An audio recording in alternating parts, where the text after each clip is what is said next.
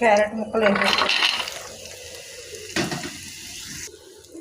ఒక ఒక పావు స్పూన్ ఉప్పు వేసుకోవాలి, అంటే టేస్ట్కి సరిపడినంత ఉప్పు. ఇవన్నీ బాగా కలుపుకోవాలి.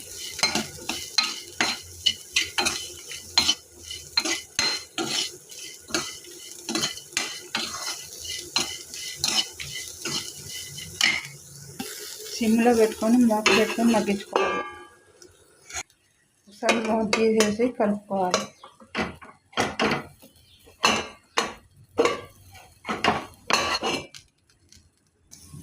మూత తీసుకున్నాక ఒకసారి కలుపుకోవాలి.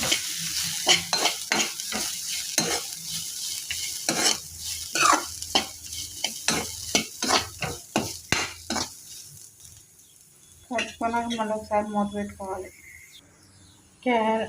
క్యారెట్ ఫ్రై రెడీ అయిపోయింది. స్టవ్ బంద్ చేసుకుని ఒక బౌల్లోకి తీసేసుకుంటాం.